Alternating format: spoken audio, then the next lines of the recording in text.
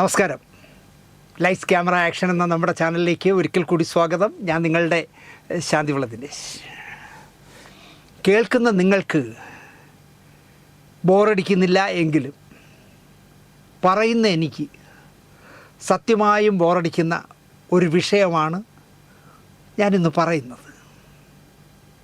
സനൽകുമാർ ശശിധരൻ എന്ന നമ്മുടെ നാട്ടുകാരനായ തിരുവനന്തപുരം നിവാസിയായ ഒരു മനുഷ്യൻ എന്തുമാത്രം അധപ്പതിക്കുന്നു എന്നതിനെക്കുറിച്ചാണ് ഞാൻ വീണ്ടും സംസാരിക്കുന്നത്. അത് സംസാരിക്കേണ്ടി വരുന്നത് എന്താണെന്ന് ചോദിച്ചാൽ, ബുദ്ധിജീവികളെ കൊണ്ട് എന്ത് പ്രയോജനം എന്ന് സക്രിയ സാർ ഒരു പുസ്തകം എഴുതിയിട്ടുണ്ട്. അക്ഷരം പ്രതി അത് ശരിയാണെന്ന് തോന്നിക്കുന്ന രീതിയിൽ അടൂർ ഗോപാലകൃഷ്ണൻ മുതൽ കുറേ കോൺഗ്രസ്സുകാർ ഈ സനൽകുമാർ ശശിധരന് പിന്തുണ പ്രഖ്യാപിച്ചുകൊണ്ട് ഒരു കത്ത് അയച്ചിരിക്കുന്നു എല്ലാവർക്കുമായിട്ട്, മുഖ്യമന്ത്രിക്കടക്കം. ആ കത്ത് കണ്ടപ്പോഴാണ് ഒന്നുകൂടി ഈ വിഷയത്തെക്കുറിച്ച് പറയണം എന്നെനിക്ക് തോന്നിയത്. അല്ലെങ്കിൽ ഞാൻ പറയില്ലായിരുന്നു. നമ്മൾ എത്ര എപ്പിസോഡ് പറഞ്ഞെന്ന്, എന്തെല്ലാം പറഞ്ഞു. അയാൾക്ക് നാണമില്ലെങ്കിലും നമുക്ക് നാണം വേണ്ടേ? എന്തായാലും ഒരു ചലച്ചിത്രകാരൻ എന്നുള്ള നിലയ്ക്ക് ഒരുപാട് കാലം ശ്രദ്ധേയനാകും എന്ന് വിചാരിച്ചിരുന്ന ഒരു ചെറുപ്പക്കാരൻ ആ കാലത്തിൽ തീരുകയാണ് എന്നാണ് എനിക്ക് തോന്നിയത്. ഈ വിഷയത്തോടെ അയാൾ തീരും. അയാൾ തന്നെ പറയുന്നുണ്ട്, ഇടയ്ക്ക് ആത്മഹത്യക്കൊക്കെ ആലോചിച്ചെന്ന്. ഇനി അങ്ങനത്തെ വല്ല കടുങ്ങുകയും ചെയ്യുമെന്ന് എനിക്കറിയില്ല. എന്തായാലും ലഹരിയൊക്കെ ഉപയോഗിക്കുന്ന ഒരാളാണെന്ന് അയാൾ തന്നെ പറഞ്ഞിട്ടുണ്ട്. അമേരിക്കയിൽ ചെന്ന് നിന്നിട്ട് വലിച്ചിട്ട് പറയുക, ഇവിടെ കഞ്ചാവിനൊന്നും ഒരു പ്രശ്നവുമില്ല, നമ്മളെ നാട്ടിലല്ലേ പ്രശ്നമാണ്, അതുകൊണ്ട് വലിക്കാൻ തണുപ്പത്ത് പെയ്യുന്നു വലിക്കുന്നതൊക്കെ അയാൾ തന്നെ കാണിച്ചിരുന്നു ഫേസ്ബുക്കിൽ. ലഹരിയും അനാഥത്വവും, കാരണം ഭാര്യയും 2 മക്കളും പോയല്ലോ, ഇയാൾ തന്നെ കളഞ്ഞല്ലോ. ഭാര്യയും മക്കളും ഉള്ളപ്പോഴാണ് പ്രേമിക്കാൻ നടക്കണ്ടേ. കഷ്ടം. അയാളെ പിന്തുണയ്ക്കാൻ കുറേ ബുദ്ധിജീവികളും, കോൺഗ്രസ് ബുദ്ധിജീവികൾ എന്നാണ് പറയാം.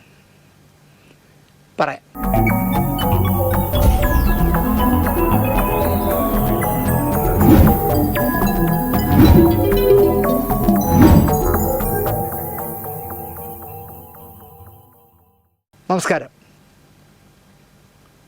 സനൽകുമാർ ശശിധരൻ എന്ന തിരുവനന്തപുരം നിവാസിയായ ഒരു മനുഷ്യൻ ആദ്യം ചെയ്ത സിനിമ തന്നെ ശ്രദ്ധേയമാക്കിയ കലാകാരൻ. സ്വപ്ന ലോകത്തെ ബാലഭാസ്കറെ പോലെ സ്വയം കഥയുണ്ടാക്കി അതിൽ തനിക്ക് തോന്നുന്നവരെയൊക്കെ വില്ലന്മാരാക്കി. പിണറായിയെ വരെ വില്ലനാക്കിയിട്ടുണ്ട്. ഒരിക്കലും കൂട്ടുമുട്ടാൻ സാധ്യത പോലുമില്ലാത്ത ഒരു പ്രണയകഥ ഉണ്ടാക്കി. അതിലെ രമണനായി, ചങ്ങമ്പുഴയുടെ രമണനെ പോലെ രമണനായി വിരാജിക്കുന്ന മനുഷ്യനാണ് സനൽകുമാർ ശശിധരൻ. മഞ്ജു വാര്യരെ വിളിച്ചുകൊണ്ട് വന്നാൽ ഞാൻ എവിടെ കൊണ്ടുപോയി താമസിപ്പിക്കും എന്ന് പോലും അറിഞ്ഞുകൂടാത്ത, ആ പെൺകുട്ടി ഇടുന്ന ഒരു ഡ്രസ്സ് വാങ്ങിക്കൊടുക്കാനുള്ള പാങ്ങ് എനിക്കുണ്ടോ എന്ന് പോലും ചിന്തിക്കാതെ, കഷ്ടമാണ്. അനശ്വരനായ എന്താ പറയുക, നിരാശാകാമുകനായി ഒരു മനുഷ്യൻ അധപ്പതിക്കുകയാണ്. സമൂഹം ക്രിമിനലുകളായി കാണുന്ന ആരൊക്കെയുണ്ടോ അവരെയൊക്കെ മഹാത്മാക്കളാക്കി അവർക്ക് വീരശൃംഖലകൾ നൽകുന്ന മനസ്സുമായി ജീവിക്കുന്ന ഒരാളാണ് സനൽകുമാർ ശശിധരൻ.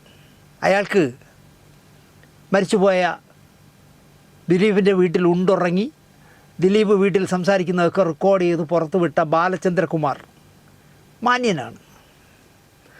ഇപ്പം പോലീസുകാരെ വെല്ലുവിളിക്കുകയും, നീ പെൻഷനായിട്ട് വാടാ CI, നിന്നെ ഞാൻ അന്ന് കണ്ടോളാം, നിൻ്റെ കാക്കി ഊരുന്നതിൻ്റെ അന്ന് കണ്ടോളാം എന്ന് പോലീസിനെ വെല്ലുവിളിച്ച അർജുൻ ആയങ്കിയും, PV അൻവറില്ലേ, കേരളത്തിൽ ആഭ്യന്തര വകുപ്പ് മന്ത്രിയാകാനിരുന്ന PV അൻവറും, രാഹുൽ മാങ്കൂട്ടവും, ഒരു IAS കാരനുണ്ടല്ലോ പ്രശാന്ത്, എന്നും സസ്പെൻഷനിലാവുന്നത്, അയാളുമൊക്കെയാണ് സനൽകുമാർ ശശിധരൻ്റെ റോൾ മോഡലുകളും പ്രിയപ്പെട്ടവരും.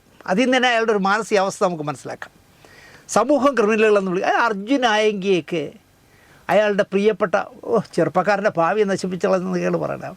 മാല പൊട്ടിക്കലടക്കം, സ്വർണം പൊട്ടിക്കലടക്കം എന്തെല്ലാം കേസുകളുടെ പ്രതി എന്ന് പറയുക അർജുൻ. CPM കാരനാണ്, DYFI കാരനാണ്. പക്ഷേ പണി ഇതൊക്കെയാണ്. അയാളൊക്കെയാണ് സനൽകുമാർ ശശി, രാഹുൽ മാങ്കൂട്ടം, കാണുന്ന പെമ്പിള്ളരെയൊക്കെ പ്രേമിക്കുക, അവളെയൊക്കെ ഗർഭിണിയാക്കുക, എന്നിട്ട് അബോർട്ട് ചെയ്തില്ലെങ്കിൽ നിന്നെ 10 സെക്കൻഡ് കൊണ്ട് കൊന്നുകളയുമെന്ന് പറയുന്ന ക്രിമിനലൊക്കെയാണ് സമൂഹത്തിൽ ഏറ്റവും മാന്യനായി സൽകുമാർ ശശിധരൻ കാണുന്നത്. അപ്പോൾ ഇയാളുടെ മാനസികാവസ്ഥ നിങ്ങൾക്ക് മനസ്സിലാക്കാം. CPM-ഉം പിണറായിയും ഒക്കെ എപ്പോഴും വില്ലന്മാരുടെ പട്ടികയിലാണ്. മോഹൻലാലും വില്ലന്മാരുടെ പട്ടികയിലാണ്. അതായത് ഹേമ കമ്മിറ്റി റിപ്പോർട്ട് ഇങ്ങോട്ട് പുറത്ത് വരുമെന്ന് കണ്ടത് മോഹൻലാലിന് പനി വന്ന് അമ്മയിൽ നിന്ന് രാജിവെച്ച് ഓടി ഒളിച്ചു എന്നൊക്കെയാണ് ഈ മഹാൻ പറയുന്നത്. രസകരമാണ് എന്തായാലും ഇയാളുടെ കാര്യം. സൽകുമാർ ശശിധരൻ ഉന്നയിക്കുന്ന വിഷയത്തിൽ വാസ്തവമുണ്ടോ എന്ന് അന്വേഷിക്കാൻ കേന്ദ്ര ജോലിയില്ലാ സഹമന്ത്രി ഉണ്ടല്ലോ, നമ്മളെ ഗ്യാസ് മന്ത്രി, അദ്ദേഹം സംവിധായകൻ ജോസ് തോമസിനെയും ബി ഉണ്ണികൃഷ്ണനെയും വിളിച്ചത്രേ. ഈ പ്രശ്നം സൽകുമാർ ശശിധരൻ പറയുന്നതിൽ എന്തൊക്കെ സത്യമുണ്ട്, എങ്ങനെയൊക്കെയാണ് കാര്യങ്ങളെന്നൊന്ന് അന്വേഷിക്കണമെന്ന് പറഞ്ഞ് രണ്ടുപേരെയും വിളിച്ചത്രേ. ഇരുളടഞ്ഞ ഒരു സമൂഹമായി കേരളം മാറുകയാണോ എന്ന സൽകുമാർ ശശിധരൻ്റെ ഭീതിയിൽ അല്പം വെളിച്ചം വീണത്രേ. ഏത്? സുരേഷ് ഗോപി ഇടപെട്ടപ്പോൾ. സിനിമാ മേഖലയിലെ വിഷയം എന്ന നിലയിൽ ഫിഫ്ക ഇതിൽ ഇടപെടണമെന്നും വിഷയത്തിൻ്റെ സത്യാവസ്ഥ അന്വേഷിക്കണമെന്നുമാണത്രേ സുരേഷ് ഗോപി ആവശ്യപ്പെട്ടത്. ബോംബെ വിമാനത്താവളത്തിൽ അനധികൃതമായാണ് സൽകുമാറിനെ തടഞ്ഞു വച്ചതെങ്കിൽ, അയാൾ അമേരിക്കയിൽ നിന്ന് വന്നപ്പോൾ ബോംബെ തടഞ്ഞു വെച്ചല്ലോ പോലീസ്, എന്നിട്ട് കേരള പോലീസ് നിന്ന് അറസ്റ്റ് ചെയ്തുകൊണ്ടോന്നല്ലോ. അതിൽ സനൽകുമാറിന് പരാതിയുണ്ടെങ്കിൽ തൻ്റേതായ രീതിയിൽ അന്വേഷണം നടത്താൻ സുരേഷ് ഗോപി തയ്യാറാണത്രേ. എൻ്റെ പൊന്ന് സൽകുമാറെ വിശ്വസിക്കരുത്, 100% പുളുകൊടിക്കുന്നതാണ്. ഒരു പുല്ലും അന്വേഷിക്കില്ല സുരേഷ് ഗോപി. ഇത് ആളുകളുടെ കണ്ണിൽ പൊടിയിടാൻ വേണ്ടി അദ്ദേഹം കാണിക്കുന്ന നമ്പറുകളാണ്. അതിനായി വിശദമായ നിവേദനം സുരേഷ് ഗോപിക്ക് സൽകുമാർ നൽകുകയും ചെയ്തത്രേ. അപ്പോൾ ഇവനും പൊട്ടന ഉടൻ തന്നെ വിശദമായ എന്നെ എന്തിന് ബോംബെ എയർപോർട്ടിൽ തടഞ്ഞു വച്ചു, എന്നിട്ട് ഇവിടുന്ന് പോലീസ് ചെന്ന് എന്നെ അറസ്റ്റ് ചെയ്തുകൊണ്ടുവന്ന് എന്തിനെന്നൊക്കെ വിശദമായ ഒരു നിവേദനം. ആ കടലാസിൻ്റെയും മഷിയുടെയും പൈസ പോലും നഷ്ടമാണ് സൽകുമാറെ. ആ വലിയ മനുഷ്യൻ്റെ നന്മയ്ക്ക് മുന്നിൽ നന്ദി പറയാൻ സനൽകുമാറിൻ്റെ കയ്യിലെ വാക്കുകൾ അയാൾ തപ്പി നോക്കി. ഷീണ്ടേശ്വരത്തിൻ്റെ ശബ്ദ താരാവലി എടുത്ത് തപ്പി നോക്കിയിട്ട് ഒരൊറ്റ വാക്കില്ല ആ വലിയ മനുഷ്യനെ അഭിനന്ദിക്കാനായിട്ട് സ്റ്റോക്കില്ല. അതാണ് അവസ്ഥ. ഇത്രയും കാലം ഞാൻ മാത്രം ഉയർത്തിക്കൊണ്ടിരുന്ന ഈ വിഷയത്തിൽ മലയാള സിനിമാ രംഗത്തെ തലമുതിർന്ന ഒരു താരവും പാർലമെൻറ്റ് അംഗവും കേന്ദ്ര സഹമന്ത്രിയും ഒക്കെയായ ഒരു വ്യക്തിത്വം ഇടപെടാൻ മനസ്സുവച്ചു എന്നതുപോലും കേരളത്തിലെ പത്രമാധ്യമ രംഗങ്ങൾക്ക് വാർത്തയാകാത്തതാണ് സനലിൻ്റെ കുണ്ഠിതം. സുരേഷ് ഗോപി ഇടപെട്ടിട്ട് പോലും കേരളത്തിലെ മാധ്യമങ്ങൾ അതർഹിക്കുന്ന രീതിയിൽ ഹെഡിങ് കൊടുക്കുന്നില്ല എന്നാണ് പറയുന്നത്. 7 വർഷമായി ഞാൻ ആവശ്യപ്പെടുന്നതൊന്നും ഇവിടുത്തെ ഭരണ പത്ര നിയമപാലകർ കണ്ടതായി ഭവിക്കുന്നില്ല എന്നും അല്ലെങ്കിൽ കണ്ടതായി ഭാവിക്കുന്നില്ല എന്നും സൽകുമാർ പറയുന്നു. എൻ്റെ പൊന്ന് സൽകുമാറെ, ആത്മാർത്ഥതയുടെ തരിമ്പെങ്കിലും അവശേഷിക്കുന്നുവെങ്കിൽ ശ്രീ സുരേഷ് ഗോപിക്ക് ഈ വിഷയം 5 മിനിറ്റിൽ അവസാനിപ്പിക്കാനാവും. അയാളുടെ കളിയാട്ടത്തിലും സമ്മറിൻ ബത്ലഹേമിലും അടക്കം നായികയായ മഞ്ജു വാര്യരെ വിളിച്ചിട്ട് ഈ കേൾക്കുന്നതൊക്കെ എന്താണ് മഞ്ജു, നിൻ്റെയും നിൻ്റെ മോളുടെയും ജീവൻ നിൻ്റെ പേഴ്സണൽ മാനേജറുടെ പോയിൻറ്റ് ബ്ലാങ്കിലാണോ എന്ന് സുരേഷ് ഗോപി തിരക്കിയാൽ മതി. അപ്പോഴറിയാമല്ലോ ഉത്തരം. അപ്പോൾ മഞ്ജു പറയുമല്ലോ, എൻ്റെ PA ആയിട്ട് നടക്കുന്ന മനുഷ്യൻ എൻ്റെ കാര്യങ്ങൾ കൃത്യമായി ചെയ്യുന്നുണ്ട്, എനിക്കത് മാത്രം അറിഞ്ഞാൽ മതി. പിന്നെ എൻ്റെ മോളുടെ കാര്യം അത് അവളുടെ തന്ത നോക്കിയോളൂ, അയാൾ കണ്ണിലെണ്ണ ഒഴിച്ചതുപോലെയാണ് എൻ്റെ മകളെ നോക്കുന്നത് എന്ന് ആ കുട്ടി പറയുമെന്നാണ് എൻ്റെ വിശ്വാസം. സുരേഷ് ഗോപിക്ക് പക്ഷേ മഞ്ജുവിനെ വിളിച്ച് ചോദിക്കാൻ താല്പര്യമില്ല. അദ്ദേഹത്തിൻ്റെ ഗുഡ് ബുക്കിലുള്ള നടനാണ് ദിലീപ്. നല്ല ബന്ധമാണ് അവർ തമ്മിൽ. ഈ കേസ് വന്നപ്പോൾ പോലും സുരേഷ് ഗോപി ദിലീപിൻ്റെ പക്ഷമാണ് നിന്നത്. ദിലീപിനെ വിളിച്ച് നിൻ്റെ മോളുടെ ജീവിതം അപകടത്തിലാണോ എന്ന് തിരക്കിയാൽ ഈ പ്രശ്നം തീരും. ആ കുട്ടി അന്തസ്സായി MBBS പാസ്സായി കുറച്ചു കാലം അമൃതയിൽ എന്തോ ട്രെയിനിയായിട്ട് പോയി, അത് കഴിഞ്ഞ് MDക്ക് പഠിക്കുന്നു എന്നാണ് എൻ്റെ അറിവ്. മീനാക്ഷിക്ക് ദോഷം വരുന്ന എന്തെങ്കിലും ഒന്ന് ഏതെങ്കിലും ഒരുത്തൻ ചെയ്താൽ അങ്ങനെ ചെയ്യണമെന്ന് ആലോചിച്ചാൽ അവനെ ഒറ്റ വെടിക്ക് തീർത്തിട്ട് പരസ്യമായി അവളുടെ അച്ഛൻ ജയിലിൽ പോകും എന്നാണ് എൻ്റെ വിശ്വാസം. അത്രയ്ക്ക് സ്നേഹിച്ചാണ് അയാൾ മകളെ ഒറ്റയ്ക്ക് വളർത്തി വലുതാക്കിയത്. അണ്ടർലൈനിട്ട് കേട്ടോളൂ, ഒറ്റയ്ക്ക് വളർത്തി വലുതാക്കിയത്. എൻ്റെ സുരേഷ് ഗോപി ദിലീപിനെ വിളിച്ച് ചോദിക്കുന്നില്ല? ഫെഫ്കയെ സുരേഷ് ഗോപി ഈ വിഷയത്തിൽ ഇടപെടുത്തിച്ചു എന്നാണല്ലോ സൽകുമാറിൻ്റെ കണ്ടുപിടുത്തം. സൽകുമാറിന് ഫെഫ്കയൊക്കെ പരമപുച്ഛവുമാണ്. മഞ്ജു അമ്മയിലെ മെമ്പറാണ്. മഞ്ജുവിൻ്റെ PA ബിനീഷ് ചന്ദ്രനും ഫെഫ്ക മെമ്പറല്ല എന്നാണ് എൻ്റെ വിശ്വാസം. അപ്പോൾ B ഉണ്ണികൃഷ്ണനെ സുരേഷ് ഗോപി ചുമതല ഏൽപ്പിച്ചാൽ, ജോസ് തോമസിന് അന്വേഷണ ചുമതല നൽകിയാൽ ഒരു പുല്ലും സംഭവിക്കില്ല എന്ന ചിന്ത പോലും ഇല്ലാതെ പോയി സനൽകുമാറിന് എന്ന് ഞാൻ പറയും. ജോസ് തോമസ് ഉറപ്പ് കൊടുത്തത്രേ മുഖ്യമന്ത്രി സതീഷ് മേനോനെ നമുക്ക് കാണാമെന്ന്. അങ്ങ് ചെന്നാൽ മതി എന്നേ ഞാൻ പറയൂ. ഒരു മനുഷ്യനും ക്രിമിനലായല്ല ജനിക്കുന്നതെന്നും അർജുൻ ആയങ്കിക്ക് കോടതിയിൽ കീഴടങ്ങി നിയമാനുസരണമുള്ള വിചാരണ നേരിടാൻ അവസരവും ആത്മവിശ്വാസവും നൽകണമെന്നും അയാളുടെ പേരിൽ പരാതികൾ ഉണ്ടെങ്കിൽ അന്വേഷിക്കണം, അയാൾ ചെറുപ്പമാണ്, തിരുത്തണമെന്നും ജീവിതം തിരികെ പിടിക്കണമെന്നും അയാൾ ആഗ്രഹിക്കുന്നതിനാൽ അതിനുള്ള അവസരം രമേശ് ചെന്നിത്തല മുൻകൈയെടുത്ത് ചെയ്യണം എന്നൊക്കെ എഴുന്നള്ളിക്കുന്ന കോൺഗ്രസ്സുകാരനാണ് സനൽകുമാരൻ. ആ സനൽകുമാരനെയും കൊണ്ടാണ് ജോസ് തോമസ് സതീഷ് മേനോനെ കാണാം എന്ന് ഉറപ്പ് കൊടുത്തിരിക്കുന്നത്. എനിക്ക് അയാളോട് വല്ലാത്ത സ്നേഹം തോന്നുന്നു. മനുഷ്യൻ എത്ര സിൻസിയറായ ജീവിയാണ് എന്ന് പറഞ്ഞ് പോലീസ് വലയിട്ട് അന്വേഷിക്കുന്ന അർജുൻ ആയങ്കിക്ക് പിന്തുണ നൽകുന്ന ആളെയും കൊണ്ടാണ് ജോസ് തോമസിൻ്റെ ജൈത്രയാത്ര തുടങ്ങാൻ പോകുന്നത്. സ്പഷ്ടമായിരിക്കും എന്നേ എനിക്ക് പറയാനുള്ളൂ. ജോസ് തോമസിന് വല്ലപ്പോഴും വേണമെങ്കിൽ സതീഷ് മേനോനെയോ രമേശ് ചെന്നിത്തലയൊക്കെ കാണാനുള്ള സ്വാതന്ത്ര്യം കാണും. കാരണം സംവിധായകനാണ്, ഫെഫ്കയുടെ നേതാവാണ്, കോൺഗ്രസ്സുകാരനാണ്. അപ്പോൾ ആ സീറ്റിനെയും കൂടെ ജോസ് തോമസ് ഇല്ലാതാക്കുമോ സുരേഷ് ഗോപി പറഞ്ഞതും കേട്ടോണ്ട് എന്നാണ് ഞാൻ ആലോചിക്കുന്നത്. അപാര കൂർമ്മ ബുദ്ധിയുള്ള ആളാണ് ജോസ് തോമസ്. അങ്ങനത്തെ മണ്ടത്തരങ്ങളിലൊന്നും ചെന്ന് ചാടില്ല എന്നാണ് എൻ്റെ വിശ്വാസം.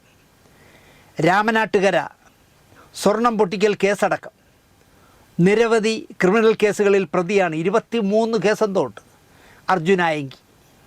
മുൻകൂർ ജാമ്യം നേടിച്ചെന്ന ഹൈക്കോടതി തള്ളിയതിനാൽ സുപ്രീം കോടതിയിലേക്ക് പോകാൻ പോലീസിനെ വെട്ടിച്ച് ആയങ്കി കടന്നു എന്നാണ് ഇന്നലെ വരെ കേട്ട വാർത്ത. ഇപ്പോൾ അയാളുടെ കേസ് വാദിക്കുന്ന ഒരു സ്ത്രീ വക്കീലിൻ്റെ, പെൺവക്കീലിൻ്റെ ഫ്ലാറ്റിൽ നിന്ന് പൊക്കി. പോലീസിനെ സ്വതന്ത്രമായി വിട്ടാൽ ഏവനെയും പൊക്കുമെന്നേ. പോലീസിനെ സ്വതന്ത്രമായി വിടണം, പൊക്കി കിട്ടുവാന്ന് പറയണം, പൊക്കിക്കൊണ്ട് പോയി. അപ്പോൾ അങ്ങനെയുള്ള ആയങ്കിക്ക് വേണ്ടിയൊക്കെയാണ് നമ്മളെ സനൽകുമാർ ശശിധരൻ സാർ സംസാരിക്കുന്നത്. കേസ് ഫണ്ടിലേക്ക് ഉദാരമായി സംഭാവന ചോദിച്ച് ഇൻസ്റ്റാഗ്രാം സ്റ്റാറ്റസ് ഇട്ടയാൾ സുപ്രീം കോടതിയിലെ മുൻകൂർ ജാമ്യം തേടി പോകാനുള്ള കാശ് എവിടെ നിന്ന് നേടിയെന്ന് എനിക്കറിയില്ല. കേസ് നടത്താനും എൻ്റെ കേസ് ഫണ്ടിലേക്ക് പൈസ അയക്കാനൊക്കെയാണ് ഇയാൾ പറഞ്ഞിരിക്കുന്നത്. എന്നിട്ടാണ് പറഞ്ഞത്, എടാ പോലീസേ പെൻഷൻ ആവട്ടെ കേട്ടോ, നിൻ്റെ കാക്കി ഊരി വയ്ക്കുന്നതിൻ്റെ അന്ന് നിന്നെ ഞാൻ തീർക്കും. പോലീസുകാർ വിടുമോ? മാന്യനായ ചെറുപ്പക്കാരനെന്നാണ് സനൽകുമാർ ശശിധരൻ പറയുന്നത്. പോലീസിനെ വെല്ലുവിളിക്കുക എന്ന് പറഞ്ഞാൽ നിയമത്തെ വെല്ലുവിളിക്കുക എന്നാണ് എൻ്റെ അറിവ്. പന്നിയങ്കര ടോൾ പ്ലാസയിലൂടെ ഒരു കാറിൽ പോവുക, പിന്നെ വേറൊരു കാറിൽ അവിടുന്ന് കടന്നു കളയുക, മാന്യമായി ജീവിക്കാൻ കൊതിക്കുന്ന ഒരു യുവാവിൻ്റെ ചെയ്തികളായി കാണണം ഇതൊക്കെ എന്നാണ് സനൽകുമാരൻ പറയുന്നത്. ന്യായമാണ്. എന്തൊരു മഹാമനസ്കതയാണ് പാവം സനൽകുമാരനെന്ന് തോന്നുന്നു. അർജുനെ കിട്ടിയില്ലെങ്കിൽ ഭീമനെ അല്ല അനുജൻ അഖിലിനെ തൃശ്ശൂർ തേക്കിൻകാട് മൈതാനത്ത് നിന്നും പോലീസ് പൊക്കി. അവനിരുന്ന കാറും കസ്റ്റഡിയിലായി. നമുക്ക് ആയങ്കിയെക്കുറിച്ച് പറയുന്നത് ഇവിടെ വിടാം, കാരണം പൊക്കി അകത്താക്കിയല്ലോ എന്ന് മാത്രമല്ല നമ്മളെ സിനിമയുമായിട്ടായ ബന്ധമില്ലാത്തതിനും നമുക്കങ്ങ് വിടാം. സനൽ ഇങ്ങനെയൊക്കെയാണ് ചിന്തിക്കുന്നത് എന്ന് പറയാൻ വേണ്ടി മാത്രമാണ് ഈ പിന്തുണയെപ്പറ്റി അല്ലെങ്കിൽ ആയങ്കിയെപ്പറ്റി നമുക്ക് പറയേണ്ടി വന്നത്. ഏറ്റവും ചുരുങ്ങിയത് നമ്മൾ പോലീസിനെയും കോടതിയെയും ബഹുമാനിക്കണം സനൽകുമാറെ എന്നാണ് എനിക്ക് പറയാനുള്ളത്. ഈ രണ്ട് കൂട്ടറില്ലെങ്കിൽ ഈ നാടിൻ്റെ സ്ഥിതി എന്താകുമെന്ന് സനൽകുമാർ ചിന്തിക്കണം എന്ന് ഞാൻ പറയും. ഒരു ഉദാഹരണം വേണമെങ്കിൽ പറയാം. പെട്ടെന്ന് എനിക്ക് എറണാകുളത്ത് എത്തേണ്ട ഒരാവശ്യം വന്നു കഴിഞ്ഞ ആഴ്ച. മകൻ റിസർവ് ചെയ്യാൻ ശ്രമിച്ചിട്ട് നടന്നില്ല. റിസർവ് ചെയ്യാനുള്ള സമയം കഴിഞ്ഞു പോയി. ഓപ്പൺ ടിക്കറ്റ് എടുത്ത് കന്യാകുമാരി പൂനെ ട്രെയിനിൽ ഞാൻ കയറി. ചെറുപ്പക്കാരനായ TT എനിക്ക് 3rd AC സീറ്റ് തന്നു. മോശമല്ലാത്ത തിരക്കുള്ള ട്രെയിനാണ്. കരുനാഗപ്പള്ളിയിൽ നിന്നും 3 തമിഴന്മാർ ഈ കോച്ചിൽ കയറി. വന്നപാടെ ഒരു തടിയൻ തമിഴൻ, മധുസാറിൻ്റെ അത്രയുണ്ട്, പക്ഷേ പ്രായം ചെറുപ്പമാണ്, എൻ്റെ എതിർവശത്തെ സീറ്റിൽ വെട്ടിയിട്ട പോലെ അങ്ങ് വീണു. ശ്രീപത്മനാഭൻ കിടക്കും പോലെ കൈകുത്തി തല വച്ച് കിടന്നു. ആവശ്യത്തിലധികം ഓവർലോഡായ വലിയ വയർ സീറ്റിൽ അങ്ങനെ തുളുമ്പി കിടക്കുകയാണ്. പൊക്കിളിൽ നിന്നിനി ബ്രഹ്മാവ് കൂടി പൊടിച്ചാൽ കറക്റ്റ് ശ്രീപത്മനാഭനാവും. ആരെയോ ഏമാത്തിയ പറ്റിച്ച ഡയലോഗ് പറഞ്ഞ് 3 അണ്ണാച്ചിമാരും ഉച്ചത്തിൽ തെറി കലർന്ന വർത്തമാനം അങ്ങോട്ട് തുടങ്ങി പൊട്ടിച്ചിരിക്കുന്നു. മറ്റേ 2 പേര് സൈഡ് സീറ്റിലാണ് ഇരിക്കുന്നത്, മുഖാമുഖം നോക്കിയിരിക്കുകയാണ്. ഈ തടിയൻ എന്നോട് ചോദിച്ചു, ചാർജർ ഇരിക്കുക സാർ? തടിയൻ്റെ ചോദ്യമാണ്. ഞാൻ പറഞ്ഞു ഇല്ല. നിങ്ങൾ എங்கே പോറേ? എറണാകുളം. ഇവിടെ തന്നെ അവൻ ആ സൈഡിൽ ഇരിക്കുന്നവരോട്, ഡേയ് സാറ് പാതി വഴിയിലേ ഇറങ്ങിയിരിക്കും. ട്രെയിന് കായംകുളത്തെത്തി. 2 പേർ കയറി. അവർ ഞാനിരിക്കുന്ന സീറ്റിൽ, അവരുടെ സീറ്റാണ് അടുത്ത 2 സീറ്റ്, അതിൽ വന്നിരുന്നു. അവർ കാട്ട്പാടി എന്ന് പറഞ്ഞ സ്ഥലത്തേക്ക് പോവുകയാണ്. സാർ എங்கே പോറേ? ഒരു പരിചയമില്ല കേട്ടോ, എല്ലാവരും കയറി ഒരു പരിചയപ്പെടുക, കാരണം അടിച്ചിട്ടാണ് കയറിയിരിക്കുന്നത്. സാർ എங்கே പോറേ? അപ്പോൾ അതിലെ പ്രായമുള്ള ആൾ പറഞ്ഞു, കാട്ട്പാടി. കാട്ട്പാടിയാ? നാങ്ങളും കാട്ട്പാടിതാ. അങ്ങനെ ട്രെയിൻ ഇങ്ങനെ പോയിക്കൊണ്ടിരിക്കുകയാണ്. ഊണ് സമയമായി. കായംകുളത്തു നിന്നും കയറിയവർ സീറ്റിൽ പൊതികളെടുത്ത് വച്ചു കഴിക്കാനായിട്ട്. പിന്നെ അവർ ചിന്തിച്ചു, ഇവിടെ ഇരുന്ന് കഴിച്ചാൽ ഈ അണ്ണാച്ചിയുടെ വായിലെ തുപ്പൽ മുഴുവൻ അവരുടെ ഊണിലേക്ക് തെറിക്കി. അവർ പാത്രങ്ങളെല്ലാം എടുത്ത് ഒഴിഞ്ഞ സീറ്റ് തേടി അപ്പുറത്തേക്ക് പോയി. ഞാൻ എൻ്റെ ഊണിൻ്റെ പൊതിയെടുത്തു. അപ്പോൾ എനിക്ക് സ്ഥിരമായി ട്രെയിനിൽ പോവുകയാണെങ്കിൽ സിന്ധു ഉണ്ടാക്കുന്നൊരു സ്ഥിരം മെനു ഉണ്ട്. ചോറും ചീനി അമരയ്ക്കയും ഉള്ളിയും കൂടെ ഉണ്ടാക്കിയ തോരനും ചമ്മന്തിയും ഓംലറ്റും പാവയ്ക്ക മെഴുക്ക് വരട്ടിയും മോരുമാണ് സ്ഥിരമായി സിന്ധുവിൻ്റെ ട്രെയിൻ യാത്രയിലെ മെനു. ഇത് വാട്ടിയ വാഴയിലയിൽ പൊതിഞ്ഞ് തന്നയക്കും. നല്ല രുചികരമായി വാഴയിലയുടെ മണത്തിലൊക്കെ കഴിക്കാം. യാത്രകൾ ഇങ്ങനെയാണ് സിന്ധു തന്നയക്കാറ്. ഞാൻ കവറിൽ നിന്ന് പൊതി എടുത്ത് വച്ചതും തമിഴന്മാരും കഴിക്കാനായിട്ട് റെഡിയായി. വറ്റലും പക്കവടയും മിക്സറും ഒക്കെ എടുത്ത് ആ 2 പേരിരിക്കുന്ന സീറ്റിൻ്റെ നടുക്ക് വെച്ചു. അപ്പോൾ പാക്കറ്റ് ആഹാരങ്ങളുമായി പാൻട്രിയിൽ നിന്ന് ഒരു ഹിന്ദിക്കാരൻ വന്നു. തടിയൻ ഹിന്ദിക്കാരനോട് ഹിന്ദിയിൽ കുറേ കാച്ചി. പുലാവ്, ചിക്കൻ ബിരിയാണി, ചപ്പാത്തി, പിന്നെ എന്തൊക്കെയോ കവറുകൾ വാങ്ങി. കോള് കിട്ടിയ സന്തോഷത്തിൽ ഹിന്ദിക്കാരൻ അങ്ങനെ നിന്നു. അവിടെ 3 സ്പൂൺ എടുത്ത് അയാൾ കൊടുത്തപ്പോൾ ഹിന്ദിക്കാരൻ്റെ കയ്യിലിരുന്ന ആ സ്പൂണിൻ്റെ കെട്ടേ അങ്ങ് പിടിച്ചു വാങ്ങിച്ചു. 6 പ്ലേറ്റ് കൊടുത്തിട്ടും പോരാ ചോദിച്ച് വീണ്ടും ഒരു 6ഓ 7ഓ പ്ലേറ്റും കൂടി വാങ്ങി. സൈഡ് സീറ്റുകാരൻ ബാഗ് തുറന്ന് ഒരു മദ്യക്കുപ്പി പുറത്തെടുത്തു. 1 ലിറ്ററാണെന്ന് പറഞ്ഞു, ഒരു വലിയ കുപ്പി. പേപ്പർ ഗ്ലാസ്സിൽ 3 എണ്ണത്തിൽ സംഭവം ഒഴിച്ചു. മൂവരും ചാപ്പിട്ടു. എന്നിട്ട് വെള്ളവും കുടിച്ചു. അല്ല, മിക്സ് ചെയ്യലൊന്നുമില്ല. പലവട്ടം ഈ കലാപരിപാടി തുടർന്നു. ഞാൻ എവിടെ പോയാലും ഇതാണല്ലോ സ്ഥിതി എന്ന എൻ്റെ വിധിയെ പരിഹസിച്ച് ഞാനിരുന്നു. കാരണം പരിഹസിക്കുകയോ പരിതപിക്കുകയോ നമുക്ക് ചെയ്യാൻ പറ്റുള്ളൂ. എവിടെയെങ്കിലും ഒതുങ്ങിയിരുന്ന് പോകണമെന്ന് വിചാരിച്ചാൽ ഇതുപോലുള്ള പണ്ടാരങ്ങൾ കയറി നമ്മളെ മുമ്പ് വരും. നമ്മളപ്പോൾ കയറി പ്രതിഷേധിക്കുമല്ലോ. ട്രെയിനിലിരുന്ന് പരസ്യമായി മദ്യപിക്കുകയാണ്. ഇതിനിടയിൽ എന്നോട് ഈ തടിയൻ തിരക്കി, ഊറുകായി ഇരിക്കുക സാർ, അച്ചാറുണ്ടോ എന്നാണ് ചോദിക്കുന്നത്. മാങ്ങ ഉണ്ടെങ്കിൽ ഈ വെള്ളം അടിക്കാൻ ടച്ചിങ്സ് ആവുമല്ലോ. ഊറുകായി ഇരിക്കുക സാർ. അപ്പോൾ അച്ചാറുണ്ടോ എന്ന് ചോദിച്ചപ്പോൾ ഞാൻ പറഞ്ഞു ഇല്ല. എന്നാ സാർ, ഊറുകായി ഇല്ലാതെ സാപ്പാടാ? എനിക്കറിയാവുന്ന തമിഴിൽ ഞാനിത് വീട്ടിൽ നിന്ന് കൊണ്ടുവന്ന ഭക്ഷണമാണെന്ന് ബോധിപ്പിച്ചു. പറയാൻ മറന്നു, ഞങ്ങളിരിക്കുന്ന സീറ്റിൻ്റെ തൊട്ട് അടുത്തതിൽ സൈഡ് സീറ്റിൽ യൂണിഫോം ഇട്ട 2 പോലീസുകാർ ഇരിപ്പുണ്ട്. എനിക്കിവിടെ നിന്ന് കാണാം, 2 പേരവിടെ ഇരിപ്പുണ്ട്. അവർ ഊണ് കഴിക്കുകയാണ്. യവന്മാർ മദ്യപാനം, ചിപ്സ് കറുമുറ തിന്നുന്നു, പുലാവ് തിന്നുന്നു, ബിരിയാണിയിലെ കോഴിക്കാല് പറിക്കുന്നു. ആകപ്പാടെ ആ ഇരിക്കുന്ന അത്രയും സ്ഥലത്ത് 8 പേർക്കുള്ള സ്ഥലത്ത് അവന്മാർ അഭ്യാസങ്ങൾ കാണിക്കുകയാണ്. നേരത്തെ കഴിക്കാൻ സ്ഥലം തേടിപ്പോയ കരുനാഗപ്പള്ളിയിൽ നിന്ന് കയറിയ കായംകുളത്ത് നിന്ന് കയറിയ ആ 2 പേരും കഴിച്ചിട്ട് മടങ്ങിയെത്തി. കാട്ട്പാടിയിൽ ഡോക്ടർമാരുടെ ഒരു മീറ്റിങ്ങിന് പോവുകയാണ് അവർ. ഒരാൾ ഡോക്ടറാണ്, മറ്റേ ആൾ ഹൃദ്രോഗത്തിനുള്ള മരുന്നുകൾ വിൽക്കുന്ന ഒരു ഡീലറാണ്. ഊണ് കഴിച്ച് കൈ കഴുകാൻ പോയി മടങ്ങിയ ഒരു പോലീസുകാരൻ സൈഡ് സീറ്റിൻ്റെ നടുക്കിരിക്കുന്ന ഗ്ലാസ്സിലെ നിറവ്യത്യാസത്തിലുള്ള വെള്ളം കണ്ടു. അയാൾ അതെടുത്ത് മണപ്പിച്ചു. വലതുവശത്ത് ചാരിയിരിക്കുന്നവൻ്റെ മടിയിൽ മയങ്ങിക്കിടക്കുന്ന 1 ലിറ്റർ മദ്യക്കുപ്പി കണ്ടു, അതും എടുത്തു.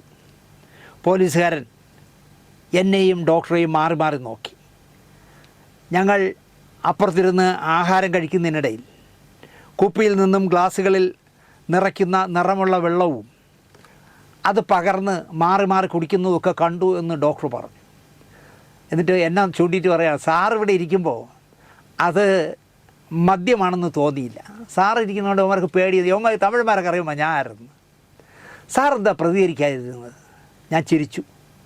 കാരണം റെയിൽവേയുടെ 193-ൽ മെസ്സേജ് ഇട്ടിട്ട് ഞാൻ ഇരിക്കുകയാണെന്ന് പറഞ്ഞതേയില്ല. ഞാൻ മെസ്സേജ് ഇട്ടിട്ടിരിക്കുക ഇതിനകത്ത് ഇങ്ങനെ നടക്കുകയാണെന്ന്. പോലീസുകാരൻ കുപ്പിയും ഗ്ലാസ്സിലൊഴിച്ച് വെച്ചിരിക്കുന്ന മദ്യവും മറ്റേ പോലീസുകാരൻ സമക്ഷം ഹാജരാക്കി. അദ്ദേഹം ഊണ് കഴിഞ്ഞഴിച്ചു, കൈ കഴുകി വന്നു. എവിടുന്നാണ് കയറിയത്? എവിടേക്ക് പോകുന്നു? എന്തിനാണ് ഇവിടെ കരുനാഗപ്പള്ളിയിൽ വന്നത്? ടിക്കറ്റ് പരിശോധിച്ചു. എന്നിട്ട് ചോദിച്ചു, ആകെ ഇത്രയും മദ്യമേ ഉള്ളൂ സാർ, ഇപ്പോഴേ ഇത് മട്ടും സാർ, ഇത് മട്ടും എന്ന് പറഞ്ഞു. അല്ല, ഇവരുടെ ബാഗുകൾ നോക്കണമെന്നായി ഞാൻ. 3 ബാഗുകളുണ്ട്, 3 എറിഞ്ഞിരിക്കുക. ഞാൻ ചൂണ്ടിക്കാണിച്ചു കൊടുത്തു. ആ ബാഗുകൾ തുറന്നപ്പോൾ പൊട്ടിക്കാത്ത റമ്മ്, പൊട്ടിക്കാത്ത ബിയർ എല്ലാം അതിൽ നിന്ന് തപ്പിയെടുത്തു. എല്ലായിടും നിരത്തി വെച്ചു. അപ്പോൾ ആ കോച്ചിലുള്ള ഒരുപാട് പേര് വന്ന് വീഡിയോയും സ്റ്റില്ലൊക്കെ എടുക്കുന്നുണ്ട്. അപ്പോഴും തമിഴന്മാർക്കൊരു പ്രശ്നമില്ല, അവന്മാർ ഹാപ്പി ആയിട്ടിരിക്കുകയാണ്. കാരണം ഇതിൽ നിന്ന് 2 പെഗ് ഒഴിച്ചു കൊടുത്താൽ മതി, പോലീസുകാർ വീഴുമെന്നായിരിക്കും വിചാരിച്ചിരിക്കുന്നത്. പോലീസുകാർ ടി.ടിയെ വിളിച്ചു വരുത്തി. അദ്ദേഹം എറണാകുളത്ത് ഇറങ്ങും. അവിടുന്ന് കയറുന്ന ടി.ടി ഈറോഡ് വരെയുണ്ട്. എന്തു ചെയ്യണം? ഡോക്ടർ എന്നോട് പറഞ്ഞു, ഇതിൻ്റെ ആഫ്റ്റർ എഫക്റ്റ് സമയം കഴിയുമ്പോഴാണ്. താങ്കൾക്ക് പ്രശ്നമില്ല, കാരണം എറണാകുളത്ത് ഇറങ്ങി പോകുമല്ലോ. സംഭവം ചൂട് പിടിച്ചു. തമിഴന്മാർ ഓട്ടം തുടങ്ങി. മഞ്ഞിച്ചിടുങ്ങോ കാപ്പാത്തുങ്കോ എന്നൊക്കെ കാണുന്നവരുടെയൊക്കെ പറയുന്നുണ്ട്. ഒടുവിൽ ഓരോരുത്തരുടെയും എന്തൊക്കെ സംസാരിക്കുമ്പോൾ തടിയൻ തമിഴൻ എൻ്റെ അടുത്തെത്തി. സാർ, ഒരേ ഒരു വാട്ടി മന്നിച്ചെടുക്കോ. ഞാൻ ചോദിച്ചു, ഇതൊക്കെ കംപ്ലൈൻറ്റ് പണിയത് ഞാനല്ല. അത് ശരി സാർ, സാർ சொன்னால் അവർ കേസെടുക്കാതെ ഞങ്ങളെ വിടും. ഇതാണ് പ്രശ്നം. അപ്പോൾ എനിക്ക് തോന്നുന്നു ഈ പോലീസുകാരിൽ ആരെങ്കിലും പറഞ്ഞോ അതോ ടി പറഞ്ഞോ എന്ന് എനിക്കറിയില്ല. ആ ഇരിക്കുന്ന സാറ് പറഞ്ഞാൽ കേസെടുക്കാതെ നിങ്ങളെ വിടാമെന്നാണ് പറഞ്ഞത് എന്ന് ഞാൻ പറഞ്ഞു ഞാൻ ചൊല്ല മാട്ടെ. നെക്സ്റ്റ് സീറ്റിലെ 2 മുസ്ലിം ഫാമിലി ലേഡീസ്, சரிதானே? ஆமாம். இப்புறம் ஒரு 4 லேடிஸ், சரிதானே? ஆமாம்.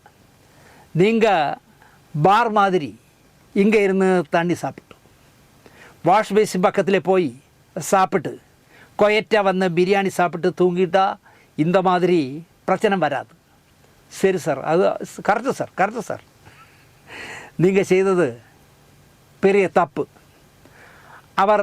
അവർ പോലീസും ടി.ടിയും മുടിവ് പണ്ണട്ടും. എനിക്ക് കംപ്ലൈൻ്റ് ഇല്ലേ. என் பொண்டாட்டி என் பக்கத்திலே இருந்தா നീ തണ്ണി സാപ്പിട മാട്ടെ.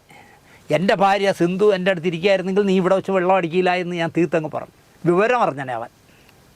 സാർ, കേരള ട്രെയിനിൽ ടി.ടിമാർ തണ്ണി സാപ്പിട് സാർ, ഞാൻ ഊത്തി കൊടുത്തിരിക്കുക. അതായത് കേരളത്തിൽ ഓടുന്ന ട്രെയിനുകളിലെ ടി.ടിമാർ മദ്യപിക്കും, അവർക്ക് ഞാൻ ഒഴിച്ചു കൊടുത്തിട്ടുണ്ട് എന്നാണ് ഇയാൾ പറയുന്നത്. പാലക്കാട് കഴിഞ്ഞാൽ ഒരു പ്രശ്നം വരാതെ സാർ. என் பார்ட்னர் கருநாகப்பள்ளியில் இருக்குது, நான் கூப்பிட மாட்டேன் சார். പാർട്ണറെയൊന്നും കൂപ്പിടില്ല.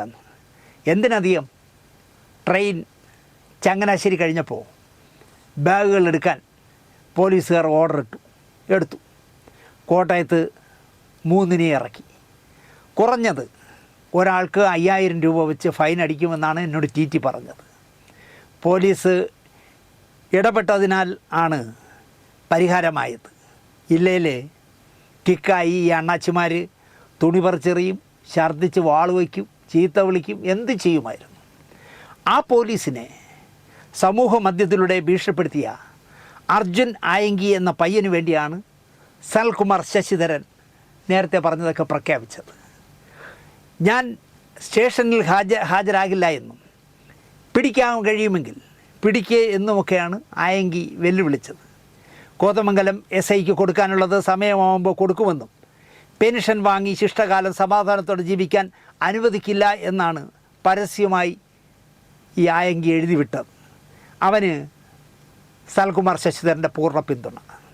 അവന് വേണ്ടി സുരേഷ് ഗോപി എന്ന കേന്ദ്ര സഹമന്ത്രി B ഉണ്ണികൃഷ്ണനെയും ജോസ് തോമസിനെയും വിളിച്ച് എന്താണെന്ന് വെച്ചാൽ ചെയ്യാൻ ഉപദേശിക്കുന്നു. അവനെന്ന് പറയുമ്പോൾ നിങ്ങൾ ആയങ്കിക്കാണെന്ന് പറയരുത്, സനൽകുമാർ ശശിധരന് വേണ്ടി, അതായത് ആയങ്കിയെ പോലുള്ള ക്രിമിനലുകൾക്ക് സപ്പോർട്ട് ചെയ്യുന്ന സനൽകുമാർ ശശിധരന് വേണ്ടിയാണ് കേന്ദ്ര സഹമന്ത്രി B ഉണ്ണികൃഷ്ണനെയും നമ്മുടെ ജോസ് തോമസിനെയൊക്കെ വിളിച്ച് ഉപദേശിക്കുന്നത്.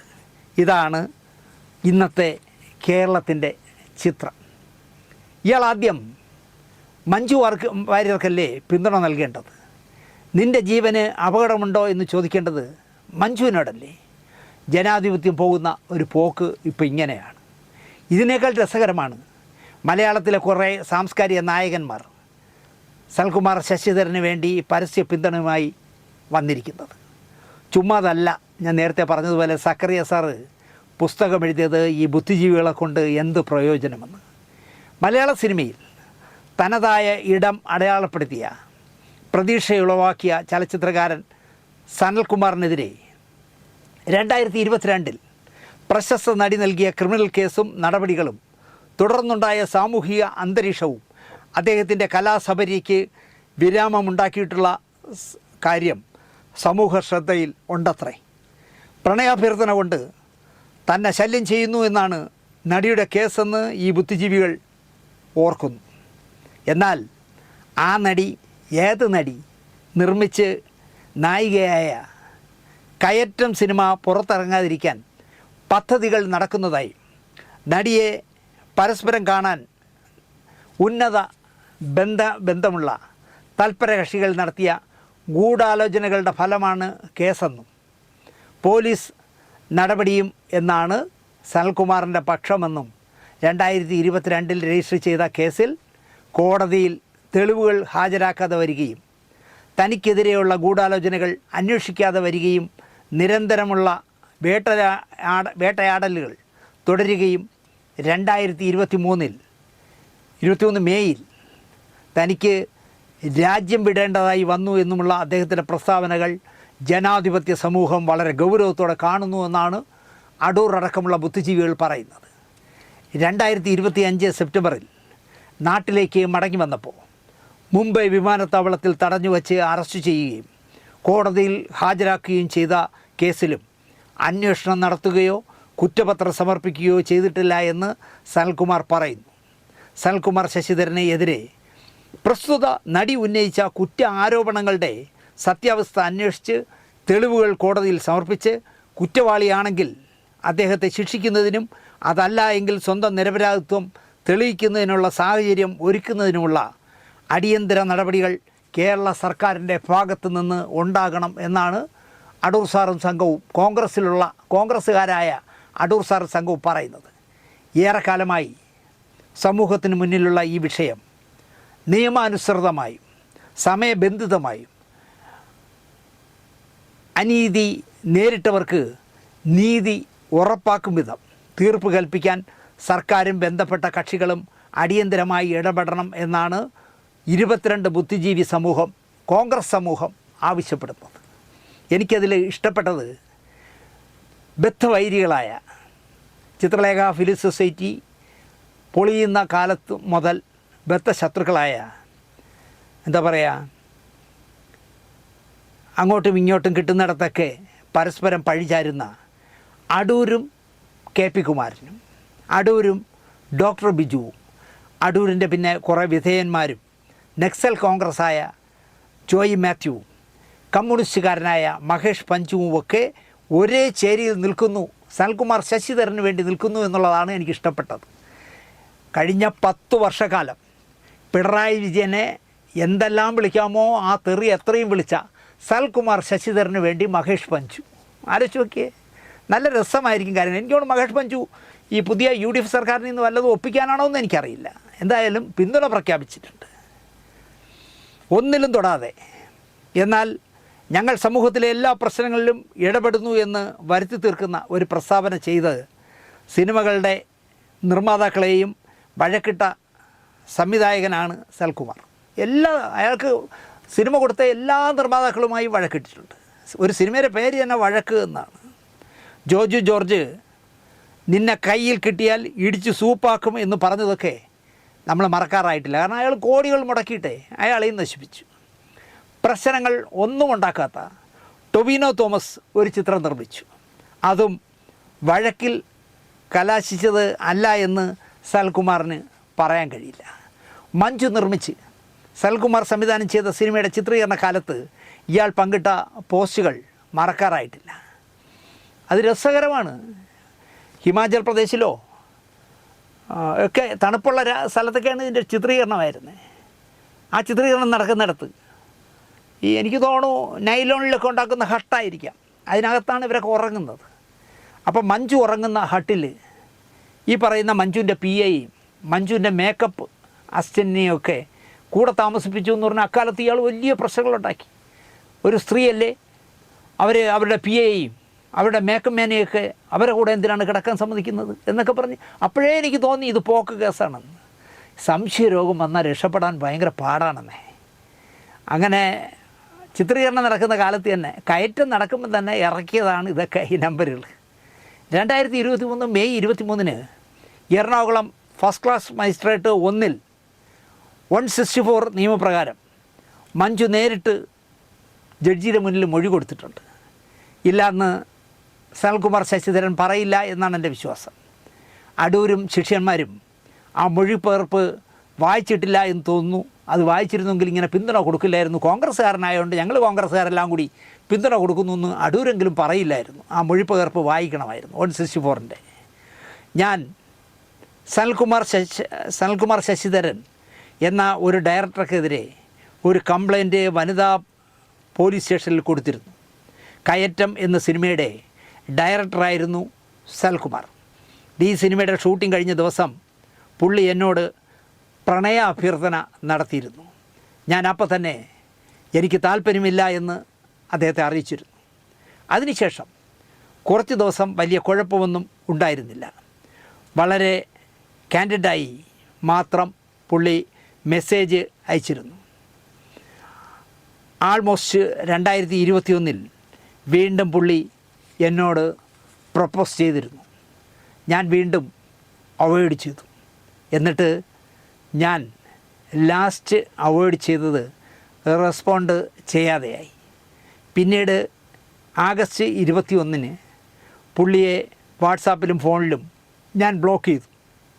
അപ്പോൾ അദ്ദേഹം വേറെ നമ്പറിൽ നിന്നും എനിക്ക് മെസ്സേജുകൾ അയക്കാൻ തുടങ്ങി. 2021 നവംബറിൽ കോട്ടയത്ത് ഒരു റെസ്റ്റോറൻറ്റ് ഇനോഗ്രേഷന് ഞാൻ പോയപ്പോൾ എൻ്റെ അടുത്ത് പുള്ളി പ്രത്യക്ഷപ്പെട്ട് സംസാരിക്കണം എന്നാവശ്യപ്പെട്ടു. ഞാൻ പെട്ടെന്ന് ഷോക്കഡായിപ്പോയി. പുള്ളിയുടെ കയ്യിൽ ആസിഡ് വല്ലതും ഉണ്ടായിരുന്നോ എന്നോർത്ത് എനിക്ക് ഭയം തോന്നിയിരുന്നു. പുറത്ത് കാണിച്ചില്ല എങ്കിലും നല്ല ഭയം എനിക്കുണ്ടായിരുന്നു. ഞാൻ എൻ്റെ അസോസിയേറ്റിൻ്റെ സാന്നിധ്യത്തിൽ പിറ്റേ ദിവസം പുള്ളിയെ അങ്ങോട്ട് കാര്യങ്ങൾ സംസാരിച്ച് അവസാനിപ്പിക്കാനായി വിളിച്ചു. അപ്പോൾ പുള്ളി പതിഞ്ഞ സ്വരത്തിൽ ഐ ലവ് യു എന്നാണ് പറഞ്ഞത്. ഈ ഐ ലവ് യു എന്ന് പറയുമ്പോഴേ ഇയാൾക്ക് ഭാര്യയും 2 മക്കളും ഉണ്ട്, 2 ആൺമക്കളും. എന്നു മാത്രമല്ല ഇയാൾ LLBക്ക് ലോ അക്കാഡമി പഠിച്ചിരുന്ന ആളാണല്ലോ. അവിടെ കൂടെ പഠിച്ച പെൺകുട്ടിയെ പ്രേമിച്ച് അവളുടെ വീട്ടിൽ ചെന്ന് അവളുടെ അച്ഛനോട് പെർമിഷൻ ചോദിച്ചപ്പോൾ അങ്ങനെ താല്പര്യമില്ല നിൻ്റെ കൂടെ അയക്കാനെന്ന് പറഞ്ഞ് വിട്ടതാണ്. എന്നിട്ട് ആ പെൺകുട്ടിയുടെ കഷ്ടകാലം കൊണ്ട് ഇവൻ കൊണ്ട് ഈ കല്യാണം നടത്തി. അങ്ങനെ കല്യാണം നടത്തി 2 ആൺമക്കളും ഉള്ളപ്പോഴാണ് കാണുന്ന സിനിമാടികളുടെയൊക്കെ ഐ ലവ് യു പതിഞ്ഞ സ്വരത്തിൽ പറഞ്ഞത്. അപ്പോൾ പുള്ളിക്ക് ആ അസുഖം മാറിയില്ല എന്ന് മനസ്സിലായപ്പോൾ ഞാൻ വേഗം ബ്ലോക്ക് ചെയ്തു. മഞ്ജു വാര്യർ എവിടെയെങ്കിലും ആരെയെങ്കിലും പുള്ളി എന്ന് വിശേഷിപ്പിച്ച് കേട്ടിട്ടുണ്ടോ എന്നും ഇനി കോടതിയുടെ മുന്നിലും മഞ്ജു വാര്യർ ആൾ മാറാട്ടം നടത്തുകയായിരുന്നോ എന്നാണ് ഇത് വായിച്ച ഈ കോടതിയിൽ മൊഴി കൊടുത്ത 164 കൊടുത്ത മഞ്ജുവിനെ പറ്റി. അപ്പോഴും മഞ്ജു അല്ല എന്നാണ് അദ്ദേഹം പറഞ്ഞത്. മഞ്ജു വാര്യർ ഒരിടത്തും ഒരാളെയും പുള്ളി എന്ന് വിളിക്കില്ല. ആ പെൺകുട്ടി ആയതുകൊണ്ട് പുള്ളി എന്നേ വിളിച്ചുള്ളൂ. വേറെ പെമ്പിള്ളേർ വല്ലതും ആയിരുന്നു കണ്ടല്ലോ, നിന്നെ വിളിക്കുന്ന വേറെ വല്ലതും ആയിരുന്നേ. പക്ഷേ സൽകുമാറിൻ്റെ സംശയം കോടതിയിൽ ജഡ്ജിയുടെ മുന്നിൽ പോലും 164 കൊടുക്കാൻ പോയപ്പോൾ പോലും മഞ്ജു ആണോ പോയത് എന്ന് അദ്ദേഹത്തിന് സംശയം. ഇക്കാര്യത്തിൽ മഞ്ജു വാര്യർ ഒന്നുകിൽ കോടതിയിൽ വന്ന് വിചാരണ കൂട്ടിൽ നിന്ന് മൊഴി കൊടുക്കാൻ തയ്യാറാകണം. ഇങ്ങനത്തെ രഹസ്യ മൊഴിയൊന്നും കൊടുത്താൽ പറ്റില്ല. ഞാൻ കേൾക്കുന്ന രീതിയിൽ പരസ്യമായിട്ട് കോടതിയിലെ കൂട്ടി കയറി നിന്ന് മൊഴി കൊടുക്കണമെന്നാണ് അദ്ദേഹം പറയുന്നത്. അതല്ല എങ്കിൽ എന്താണ് ഇക്കാര്യത്തിൽ ആകമാനം നടന്നതെന്ന് പൊതുസമക്ഷം പറയണം. ഒരു പത്രസമ്മേളനം നടത്തി മറ്റേ ഹട്ടിൽ കിടന്നതടക്കം എല്ലാം തുറന്നു പറയണമെന്നാണ് ഇദ്ദേഹം പറയുന്നത്. നിരവധി പോലീസ് ഉദ്യോഗസ്ഥരുടെയും ഒരുപക്ഷെ ജുഡീഷ്യൽ ഓഫീസർമാരുടെ പോലും ജോലി തുലാസിലായിരിക്കുന്ന ഈ കള്ളക്കേസിൻ്റെ ഊരാക്കുടുക്കിൽ നിന്നും രക്ഷപ്പെടാൻ എല്ലാവർക്കുമുള്ള ഒരു എളുപ്പവഴി സൽകുമാർ ശശിധരൻ പറയുന്നുണ്ട്. എന്നെ കൊന്നു കളയുകയാണ് അതിന് നല്ലത്. എങ്കിൽ കുറേ പോലീസുകാർക്കും കുറേ നിയമപാലകർക്കും ജഡ്ജിമാർക്കും ഒക്കെ രക്ഷപ്പെടാൻ കഴിയും എന്നാണ് പറയുന്നത്. ഈ എന്നെ കൊന്നു കളയണം എന്ന് ഞാൻ പറയുന്നതിൽ മഞ്ജു ഇക്കാര്യത്തിൽ നീതി പാലിക്കണം എന്നാണ് സൽകുമാർ പറയുന്നത്. കൊല്ലാനായിട്ട് മഞ്ജു ആളിനെ ഏർപ്പാട് ചെയ്യണമെന്നാണ് ഈ പറഞ്ഞതിൻ്റെ അർത്ഥം. ഈ 11 പേജ് ഡോക്യുമെൻ്റായി കിടക്കുമ്പോഴാണ് ഇവിടെ അടൂർ ഗോപാലകൃഷ്ണനും സംഘവും പിന്തുണ പ്രഖ്യാപിച്ച് എഴുന്നള്ളുന്നത്. ബുദ്ധിജീവികളെ കൊണ്ടുവന്ന് പ്രയോജനം എന്നെഴുതിയ സക്രിയയെ നമ്മൾ നമിക്കണം. അടൂർ ഗോപാലകൃഷ്ണൻ ആണും പെണ്ണുമായിട്ടൊരു മോളാണുള്ളത്. പക്ഷേ അവർ IPS കേഡറിൽ ബോംബെക്കാരിയുമാണ്. മധു ഇറവങ്കരയുടെ ഒരു മകനും ഒരു മകളും ഉള്ളതിൽ മകൾ അമേരിക്കയിലാണ്. KP കുമാരനും ഡോക്ടർ ബിജുവിനും ആൺമക്കളാണ് എന്നാണ് എൻ്റെ വിശ്വാസം. ശ്യാമപ്രസാദിനെ മകളാണെന്ന് തോന്നുന്നു. ഒരുത്തൻ പ്രേമാഭ്യർത്ഥനയുമായി ഭാര്യയും 2 ആൺമക്കളും ഉള്ള ഒരുത്തൻ വന്നാൽ നിങ്ങൾ തന്തമാർ പ്രേമിച്ചോ കെട്ടിക്കോ എന്ന് പറയുമോ സാറുമാരെ എന്നാണ് ശ്യാമപ്രസാദിനോടും ഡോക്ടർ ബിജുവിനോടും KP കുമാരനോടും അടൂർ ഗോപാലകൃഷ്ണനോടും മധു ഇറവങ്കരയോടും ഒക്കെ എനിക്ക് ചോദിക്കാനുള്ളത്. ആരാൻ്റെ അമ്മയ്ക്ക് ഭ്രാന്ത് വന്നാൽ കാണാൻ നല്ല ചേലാണ്. കോമൺ സെൻസ് ഉണ്ടായിരുന്നേൽ ഇത്രയും കോൺഗ്രസ്സുകാർ ഈ നാണം കെട്ട കത്തെഴുത് നടത്തില്ലായിരുന്നു. പകരം സനൽകുമാരനോട് സ്നേഹം ആത്മാർത്ഥത ഒക്കെ ഉണ്ടെങ്കിൽ ഏതെങ്കിലും ഒരു ഡോക്ടറെ കാണിച്ച് അസുഖം ഭേദമാക്കി എത്രയും പെട്ടെന്ന് സിനിമ എടുക്കാൻ തയ്യാറാകണം എന്ന് പറയണമായിരുന്നു. അടൂരൊക്കെ അങ്ങനെ വേണം ചെയ്യാം. അടൂർ വീട്ടിൽ കെട്ടിപ്പിടിച്ചിരിക്കുന്ന ഫോട്ടോ ഞാൻ ഇത് കാണിക്കാം. അടൂരിനെ പോയി വീട്ടിൽ പോയി കാണുന്നു. എല്ലാവരും വീട്ടിൽ പോയി കണ്ട് പിന്തുണ വാങ്ങിച്ചിരിക്കുകയാണ്. ഇയാളുടെ സിനിമകൾക്ക് പൈസ മുടക്കിയ ഒരാൾ ഇയാൾ ചെയ്തു കൂട്ടിയ ചതിയെപ്പറ്റി പറഞ്ഞത് ഞാനിവിടെ തൽക്കാലം പറയുന്നില്ല. എന്നെ ഒരാൾ വിളിച്ച് ഇയാൾക്ക് വേണ്ടി പൈസ മുടക്കിയ കുറേ നിരവധി സിനിമകൾക്ക് പൈസ മുടക്കിയ ഒരാൾ സംസാരിച്ച കാര്യങ്ങൾ ഞാനിവിടെ പറയുന്നില്ല. ടൊവിനോ തോമസ്, ജോജു ജോർജ്, മഞ്ജു വാര്യർ ഇയാളുടെ സിനിമകളിൽ സഹകരിച്ച പണം മുടക്കിയവർ അനുഭവിച്ചതൊക്കെ അവർ തന്നെ പറയട്ടെ എന്നാണ് എനിക്ക് പറയാനുള്ളത്. പക്ഷേ വർഷങ്ങളായി ഈ കലാകാരൻ ഒരു പെണ്ണിനെ മുന്നിൽ നിർത്തി സിനിമാ രംഗത്തെ അധിക്ഷേപിക്കുന്ന കലാപരിപാടികൾക്ക് കോൺഗ്രസ്സുകാരായ മഹാന്മാർ കൊട പിടിക്കരുതായിരുന്നു, നിങ്ങളെ സമൂഹം പുച്ഛിക്കും എന്നാണ് എനിക്ക് പറയാനുള്ളത്. നിങ്ങളുടെ കത്തിന് കടലാസിൻ്റെ വില പോലും സമൂഹം തരൂല അടൂർ സാറേ. മഞ്ജു വാര്യർക്കൊപ്പം നിഴലുപോലെ കൂടെ ഉള്ളത് ബിപിൻ ചന്ദ്രൻ എന്നൊരാളാണല്ലോ, PA. അവളുടെ കൂടെ ഉള്ളതൊരു ബിപിൻ ചന്ദ്രനാണെന്ന് ഏവളുടെ ആദ്യം മര്യാദയ്ക്ക് സംസാരിക്കാൻ പഠിക്കുക. നിൻ്റെ മാമൻ്റെ മോളൊന്നും അല്ലല്ലോ മഞ്ജു വാര്യർ, ആണോ? നീ കെട്ടിയ പെണ്ണും അല്ലല്ലോ.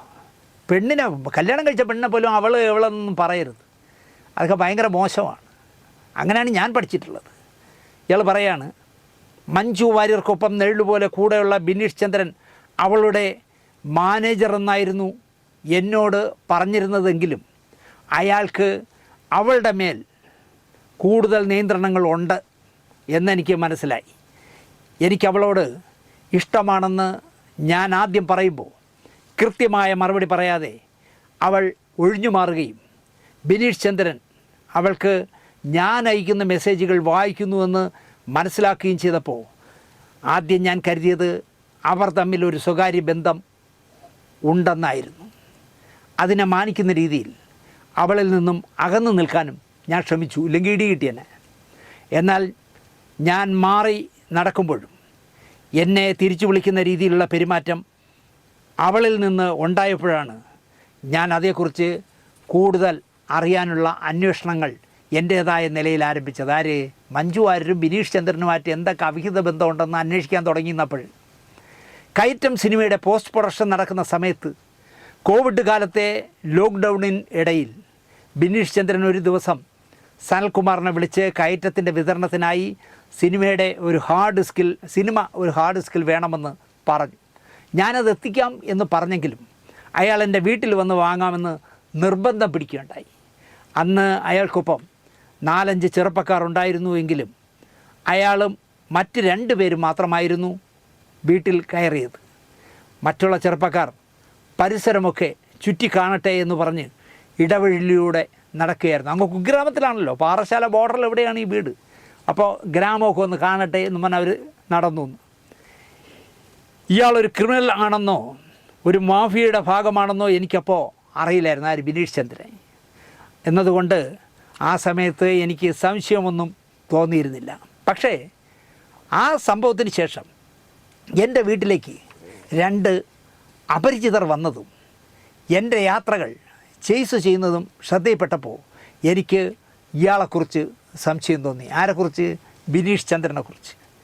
കയറ്റത്തിൻ്റെ ഇസ്തക്കോ എന്ന പാട്ട് റിലീസ് ചെയ്യുന്നത് തടസ്സപ്പെടുത്താൻ ഇയാൾ ആക്റ്റീവായി ഇടപെടുന്നത് കണ്ടപ്പോൾ എനിക്ക് ഇക്കാര്യം മഞ്ജുവിനോട് നേരിലൊന്ന് സംസാരിക്കണം എന്ന് തോന്നി.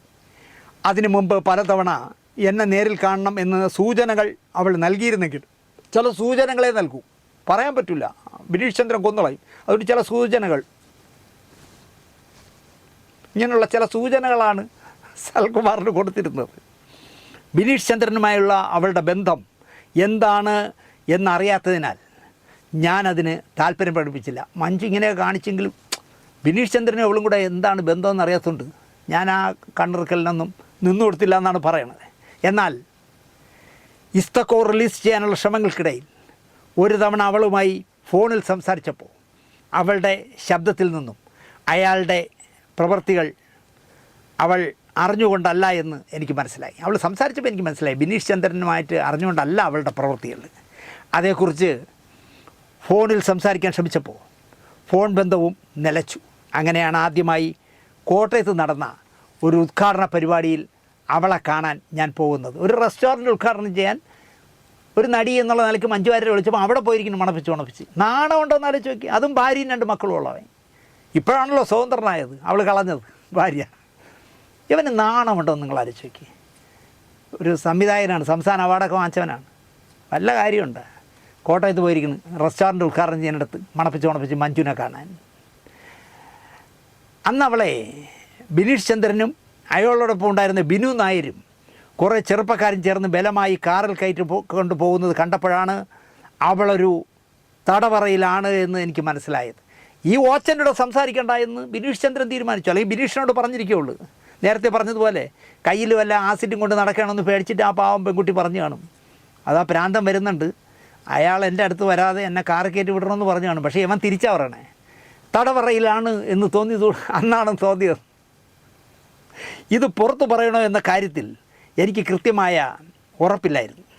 ഞാനത് അവളുടെ സഹോദരൻ മധു വാര്യരെ വിളിച്ച് പറഞ്ഞുവെങ്കിലും അയാൾ നട്ടലില്ലാത്ത ഒരു പ്രതികരണമാണ് നടത്തിയത്. സത്യത്തിൽ മധു വാര്യരുടെ സ്ഥാനത്ത് ഞാനായിരിക്കണമായിരുന്നു. പാറശാല ചെന്ന് അവൻ്റെ വീട് കണ്ടുപിടിച്ച് നട്ടലിനെ ഇടിച്ചു പൊട്ടിച്ചനെ. മധു വാര്യരൊരു പാവമാണ്, സാധുവാണ്, മാന്യനാണ്. അയാൾ ആ നടിയെ ആക്രമിച്ച കേസിൽ പോലും ഒരു ദിവസം എന്നോട് സംസാരിച്ചത്, ചേട്ടാ ആരെ എന്ത് എന്നൊന്ന് തെളിഞ്ഞാൽ മതി ചേട്ടാ, കല്ലും നെല്ലും തെളിഞ്ഞാൽ മതി, ആരാണ് ചെയ്തത് അവരെ പോലീസ് ശിക്ഷിക്കട്ടെ, എന്തിനാണ് എല്ലാ പേരെയും കൂടി ഇങ്ങനെ ഇത് മോശമാക്കുന്നത് എന്നാണ് എന്നോട് ചോദിച്ചത്. ഇയാൾ പറയുന്നത് എന്താ പറയുക, മധു വാര്യർക്ക് നട്ടലില്ല എന്നാണ് പറയുന്നത്. അവളുടെ ബന്ധുക്കൾക്കൊന്നും പ്രശ്നമില്ലെങ്കിൽ എനിക്കെന്ത് ചെയ്യാൻ കഴിയും എന്ന തോന്നലിൽ ഞാൻ മൗനം പാലിക്കുകയും ചെയ്തു. അതായത് മധു വാര്യർക്ക് പോലും താല്പര്യമില്ലെങ്കിൽ ബിനീഷ് ചന്ദ്രൻ കൊണ്ട് നടക്കുകയാണെങ്കിൽ ഞാൻ എന്തിനതിൽ ഇടപെടണം എന്ന് ഒരു ഘട്ടത്തിൽ തോന്നിയിരുന്നു.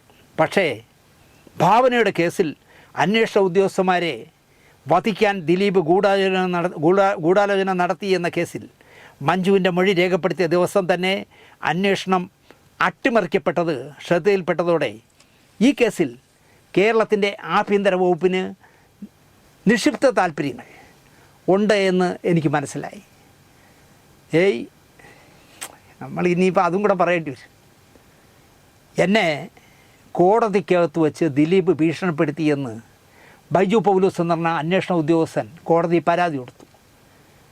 സാറേ നമുക്ക് കാണാം ഏട്ടാ വച്ചിട്ടുണ്ട് എന്ന് പറഞ്ഞ് ഈ ആയെങ്കിൽ പറഞ്ഞ പോലെ പറഞ്ഞു എന്നാണ് കോടതി പറഞ്ഞത്. കോടതി അത് അന്വേഷിച്ചപ്പോഴാണ് അറിയുന്നത് ഈ ബൈജു പൗലോസ് പറയുന്ന ദിവസം നടിയെ ആക്രമിക്കപ്പെട്ട കേസേ കോടതി എടുത്തിട്ടില്ല. അന്ന് ദിലീപും ഹാജരായിട്ടില്ല, ഈ പറയുന്ന ബൈജു പൗലോസും ഹാജരായിട്ടില്ല. അങ്ങനെ ആ കേസ് പൊളിഞ്ഞുപോയി. പക്ഷേ ഇദ്ദേഹം പറയുന്നത് നിയമപാലകരെ കൊല്ലാൻ ദിലീപ് പ്ലാൻ ഇട്ടത് അറിഞ്ഞപ്പോഴാണ് എനിക്ക് മറ്റേ കോപ്പ് തോന്നി എന്നൊക്കെ പറയുന്നത്. മഞ്ജുവിൻ്റെ ജീവന് അപകടമുണ്ട് എന്ന് ഞാൻ അങ്ങനെയാണ് ആദ്യമായി മനസ്സിലാക്കിയത്. അങ്ങനെ ഞാനത് ഫേസ്ബുക്കിൽ പോസ്റ്റ് ചെയ്തു. എൻ്റെ പോസ്റ്റ് പത്രങ്ങൾ റിപ്പോർട്ട് ചെയ്തു എങ്കിലും മഞ്ജുവോ മറ്റാരെങ്കിലുമോ അതേക്കുറിച്ച് പ്രതികരിച്ചില്ല. എടാ വഴിയെ പോണ പട്ടികൾ എവിടെയെല്ലാം കുരയ്ക്കും, ആരും പ്രതികരിക്കില്ല, കുരച്ചോണ്ട് പോട്ടെ എന്ന് വിചാരിക്കും. അതുപോലെ നീ ഈ ഫേസ്ബുക്കിലൊക്കെ കുറിച്ചിട്ടാൽ ഒരു ദിവസമോ 2 ദിവസമോ പ്രതികരിക്കാം. 6-7 വർഷമായിട്ട് ഒരു പെണ്ണിൻ്റെ പുറകെ മണപ്പിച്ച് കിടന്നിട്ട് ഫേസ്ബുക്കിൽ പോസ്റ്റ് ചെയ്താൽ അതൊന്നും പത്രക്കാർ പ്രതികരിച്ചില്ല എന്ന്. 7 ദിവസങ്ങൾക്ക് ശേഷം മഞ്ജു വാര്യർ എനിക്കെതിരെ ഒരു പരാതി ഫയൽ ചെയ്തു എന്ന് വ്യാജ വാർത്ത പത്രങ്ങൾ പ്രചരിപ്പിച്ചു. ആലുവയിലെ എളമക്കര പോലീസ് സ്റ്റേഷനിൽ നിന്നും കുറച്ച് പോലീസുകാരും ഗുണ്ടകളും ആരുമറിയാതെ എന്നെ പിടിച്ചുകൊണ്ട് പോകാൻ ശ്രമം നടത്തി. ഇയാളെ പിടിച്ചുകൊണ്ട് പോകാൻ തന്നെയാണ് പോലീസുകാർ പോയി. അവർ മഫ്റ്റിയിലായിരുന്നേ ഉള്ളൂ. നീ പറ ഈ ഡ്രൈവ് സീറ്റിൽ കയറിയിരിക്കുന്നവൻ ആര്? നീ ആര്? ആ യുവന്മാർ വന്ന ഇന്നോവയുടെ നമ്പർ എടുക്കൂ ചേട്ടാ, ആണോ എന്നൊക്കെ ഞാൻ ആ വീഡിയോ കാണിച്ചു തരാം. ഞാനത് ഫേസ്ബുക്കിലൂടെ നാട്ടുകാരെ അറിയിച്ചതുകൊണ്ട് എന്നെ പിടിച്ചുകൊണ്ടുപോയി കൊന്നുകളയാനുള്ള പദ്ധതി നടന്നില്ല. അല്ലെങ്കിൽ കൊല്ലാനിരുന്നതാണ് ഈ മഫ്റ്റിയിൽ വന്ന ഗുണ്ടകൾ. പോലീസുകാരെ പറയാണ്. ഭാവന കേസിലെ പ്രതിയായ ദിലീപാണ് ബിനീഷ് ചന്ദ്രനെ നിയന്ത്രിക്കുന്നത് എന്നത് ഇപ്പോൾ എനിക്ക് ഏതാണ്ട് വ്യക്തമാണ്. പക്ഷേ ഇതിലെ ദുരൂഹമായ സംഗതി കേരളത്തിലെ ആഭ്യന്തര വകുപ്പും മുഖ്യമന്ത്രി പിണറായി വിജയനും ദിലീപിനെ സംരക്ഷിക്കുന്നതിൽ അധാർമികമായ താല്പര്യമുണ്ട് എന്നുള്ളതാണ്. നിങ്ങൾ ആലോചിച്ച് നോക്ക്. കേസിലെ 7 പ്രതികളെയും പിടിച്ചു, ഇനി ഈ കേസിൽ ഒരാളുമില്ല എന്ന് പറഞ്ഞ കേരളത്തിൻ്റെ മുഖ്യമന്ത്രി പിണറായി വിജയൻ 3 മാസങ്ങൾക്ക് ശേഷം ഒരു അന്വേഷണ ഉദ്യോഗസ്ഥൻ ചെന്ന് അദ്ദേഹത്തോട് പറയുകയാണ്, അധികമാർക്കും പറ്റിക്കാൻ പറ്റാത്ത പിണറായിയോട് ചെന്ന് പറയുകയാണ്, സാർ എല്ലാ തെളിവും ദിലീപിനെതിരാണ്, പൊക്കട്ട. ദിലീപിനെതിരാണെങ്കിൽ പൊക്കണ്ട എന്നൊരു മുഖ്യമന്ത്രിക്ക് പറയാൻ പറ്റും. അങ്ങനെ പൊക്കി അകത്തിട്ടതാണ്. അന്ന് മുതൽ ദിലീപിനെ ഏതു വിധത്തിലും ഇതിൽ കുരുക്കണമെന്ന് തന്നെയാണ്, അല്ലെങ്കിൽ ഈ മന്ത്രിസഭയ്ക്ക് നാണക്കേടല്ലേ. അങ്ങനെ ചെയ്ത പിണറായിയെ പറയുന്നത് പിണറായി വിജയൻ ദിലീപിനെ സംരക്ഷിക്കുന്നതിൽ അധാർമികമായ താല്പര്യം കാണിച്ചു എന്നാണ് ഇദ്ദേഹം പറയുന്നത്. മഞ്ജു വാര്യർ മൗനം ഭേദിച്ചാൽ അവളുടെ ജീവനെടുക്കാൻ തയ്യാറായി. അവൾക്കൊപ്പം ഇപ്പോഴും നിഴൽ പോലെ ബിനീഷ് ചന്ദ്രൻ എന്ന ക്രിമിനലുണ്ട്. ഒരാളെ ക്രിമിനൽ എന്ന് വിളിക്കുമ്പോൾ അവൻ ഏതെങ്കിലും ക്രിമിനൽ പശ്ചാത്തലത്തിൽ എന്തെങ്കിലും ചെയ്ത കേസ് നിൻ്റെ കയ്യിലുണ്ടോ? ആരെയും കയറി അങ്ങനെയൊന്നും വിളിക്കരുത്. ആരെയും കയറി അച്ഛാന്നൊക്കെ വിളിച്ചോ, പക്ഷേ ഈ ക്രിമിനൽ എന്നൊക്കെ വിളിക്കുമ്പോൾ സൂക്ഷിക്കണം. എനിക്ക് അത്രേ സൽകുമാറിനോട് പറയാനുള്ളൂ. മഞ്ജുവിൻ്റെ ശമ്പളം പറ്റി ജീവിക്കുന്ന മഞ്ജുവിൻ്റെ PA പറയുകയാണ് അവനൊരു ക്രിമിനലാണ് എന്നാണ് പറയുന്നത്. അവൻ മഞ്ജുവിൻ്റെ നിഴൽ പോലെ അടങ്ങും. പിന്നെ നിൻ്റെ നിഴൽ പോലെ അടന്നാൽ മതിയാ. മഞ്ജുവിൻ്റെ നിന്ന് ശമ്പളം വാങ്ങിക്കുമ്പോൾ മഞ്ജുവിൻ്റെ നിഴലായിട്ട് തന്നെയാണ് അടക്കേണ്ടത്. അതാരായാലും. ഇപ്പോൾ മമ്മൂട്ടിയുടെ കൂടെ നടക്കുന്ന ജോർജിനോട് നമുക്ക് പറയാൻ പറ്റുമോ, ജോർജെ നീ മമ്മൂട്ടിയുടെ നിഴലായി നടക്കരുതേ, നീ മാറി നടക്കണം, നീ മമ്മൂട്ടിക്കെതിരെ നടക്കുന്നൊരു ഗുണ്ടയാണ് എന്ന് പറയാൻ പറ്റുമോ? മോഹൻലാലിൻ്റെ കൂടെ നടക്കുന്ന ആൻ്റണി പെരുമ്പാവൂരിനോട് പറയാൻ പറ്റുമോ? ദിലീപിൻ്റെ കൂടെ നടക്കുന്ന അപ്പുണ്ണിയോട് പറയാൻ പറ്റുമോ? മഞ്ജു വാര്യരോട് കൂടെ നടക്കുന്ന ബിനീഷ് ചന്ദ്രനെയും പറയാൻ പറ്റില്ല. ദിലീപ് എന്ന ക്രിമിനലാകട്ടെ നിയമത്തിൻ്റെ പിടിയിൽ നിന്ന് എങ്ങനെയും രക്ഷപ്പെടാമെന്ന ആത്മവിശ്വാസത്തിൽ പ്രൊപ്പഗണ്ട ഓൺലൈൻ മാധ്യമങ്ങൾക്ക് പണം നൽകി മഞ്ജു വാര്യരാണോ കാവ്യമാധവനാണോ എന്ന് പോലുമുള്ള ചർച്ചകൾ സൃഷ്ടിക്കും. ഇവനെയൊക്കെ എന്ത് ചെയ്യാനെന്നാലോചിക്കണം. ഈ ദിലീപ് പിന്നെ ഇങ്ങനെയാണെന്നേ, അയാൾ മോളിരിക്കണോ കണ്ടോളൂ എന്ന് പറഞ്ഞ് മിണ്ടാതിരിക്കും. ഇവൻ്റെയൊക്കെ പേരിൽ 1 കോടി രൂപ വരെ മാനുഷ കേസ് ഫയൽ ചെയ്യണ്ടേ മാനമുണ്ടെങ്കിൽ. പകൽ വെളിച്ചത്തിൽ ക്രിമിനലുകൾക്ക് മനുഷ്യരുടെ ജീവൻ വച്ച് ചൂതാട്ടം നടത്താമെന്ന നിലയിലേക്ക് കേരളത്തെ എത്തിച്ചതിൽ മുഖ്യപ്രതി പിണറായി വിജയനും അയാളെ സർവാധിപതിയാക്കിയ CPM-മാണ് എന്നാണ് ഇദ്ദേഹം ഫേസ്ബുക്കിൽ കുറിച്ചിരിക്കുന്നത്. എന്നിട്ട് വീണ്ടും പറഞ്ഞിരിക്കുന്നു തുടരും, ഇതിൻ്റെ ബാക്കി വരുമെന്ന്. എടാ, ഇങ്ങനെ ദിവസവും എഴുതി വിട്ടാൽ, കാളവെടുക്കും പോലെ എഴുതി വിട്ടാൽ, നുണകൾ അല്ലെങ്കിൽ തൻ്റെ മനസ്സിൽ മറ്റേ വലിക്കുമ്പം തോന്നുന്ന ഭാവനയിൽ വരുന്ന എന്തെങ്കിലുമൊക്കെ എഴുതി വിട്ടാൽ ആര് വായിക്കാൻ? കഷ്ടമായിപ്പോയി ഒരു ചെറുപ്പക്കാരൻ്റെ ജീവിതം എന്ന് ഞാൻ പറയും. അയാൾക്കൊരു സഹോദരിക്ക് പാറശാല പോലീസ് സ്റ്റേഷനിലുള്ളൊരു പോലീസുകാരനാണ് അളിയൻ. ഈ പോലീസുകാർ ഗുണ്ടയാണെന്നൊക്കെ പറഞ്ഞ് ഇയാൾ ബഹളം വയ്ക്കുമ്പോഴേ ഫോൺ ഓൺ ചെയ്ത് വെച്ചിട്ടിരിക്കുന്ന നിങ്ങൾ കണ്ടല്ലോ. ആ പോലീസുകാരൻ മിണ്ടാതിരിക്കുകയാണ്, പാറശാല പോലീസ് വരട്ടെ എന്ന്. കാരണം ഇവൻ്റെ അളിയൻ വരുമ്പം പറയാമല്ലോ, ഇപ്പോൾ ആണെങ്കിൽ നടത്തിക്കൊണ്ടു പോകാം, കുറച്ചുകൂടെ ആയാൽ വഷളാവുമെന്ന് പറയാനായിരിക്കും ആ പോലീസുകാരൻ ഉണ്ടാവാതിരിക്കുന്നു. അയാൾ ചീത്ത പറയുകയോ ബഹളം ഉണ്ടാക്കുകയോ ഒന്നും ചെയ്യില്ല, അക്ഷമനായിട്ടിരിക്കുന്നു. യവൻ കിടന്ന അട്ടഹാസം. കരുണാനിധി മറ്റേ പൊക്കിക്കൊണ്ട് ചെയ്യുമ്പോൾ പോലീസുകാർ പൊക്കിയപ്പോൾ കാപ്പാത്തും കോന്ന് വിളിച്ച പോലെ യവൻ കിടന്നാലറുന്നു, ഒരു പോലീസ് വണ്ടിക്കകത്ത് കിടന്നു. കഷ്ടം. എനിക്ക് മനസ്സിലാവാത്തത് ആരും എന്താ പ്രതികരിക്കാത്തത്? പത്രക്കാരാരാ എന്താ ശ്രമിക്കാത്തത്? എന്റെ ജീവന് ഭീഷണിയുണ്ടെന്നും എന്നെ പോലീസുകാർ സഹായത്തോടെ കൊല്ലാൻ ശ്രമിക്കുകയാണെന്നും ഞാൻ ഇന്നലെ രാഷ്ട്രപതിക്കും ചീഫ് ജസ്റ്റിസിനും പരാതി കൊടുത്തിട്ടുണ്ട്. എന്നിട്ടാണ് ഇപ്പൊ ഈ കാറിന്റെ നമ്പർ നോക്ക്. കാർ ഇപ്പൊ പുറകോട്ട് മാറ്റി. ചേട്ടാ, ആ കാറിന്റെ നമ്പർ നോക്കി തരുമോ? അവര് വന്ന ഇന്നോവ കാറ്. അമ്മ, ആ ഇന്നോവ കാറിന്റെ നമ്പർ നോക്കൂ. ആ ഇന്നോവ കാറിന്റെ നമ്പർ നോക്കൂ. ചേട്ടാ, ആ ഇന്നോവ കാറിന്റെ നമ്പർ നോക്കൂ പ്ലീസ്. അമ്മ, ആ ഇന്നോവ കാറിന്റെ നമ്പർ നോക്കണം. അത് അവര് പോകാൻ സമ്മതിക്കാൻ തടയാണ്. കാറിന്റെ നമ്പർ നോക്കാൻ പറഞ്ഞപ്പോ പോകാൻ സമ്മതിക്കാൻ തടയാണ്. ചേട്ടാ, ആ കാറിന്റെ നമ്പർ നോക്കാം. ഇയാളാണ്. ആ കാറിന്റെ നമ്പർ നോക്കൂ. ആ കാറിന്റെ നമ്പർ നോക്കൂ. ഇന്നോവ കാറിന്റെ, ഇവർ വന്ന ഇന്നോവ കാറിന്റെ നമ്പർ.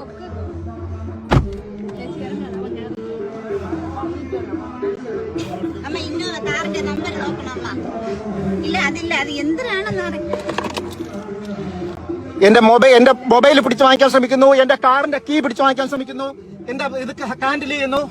ഇവർ ഇത്രയും നേരം ഇവിടെ ഇരിക്കുകയാണ്. ഇയാളാണ് ഒരാൾ.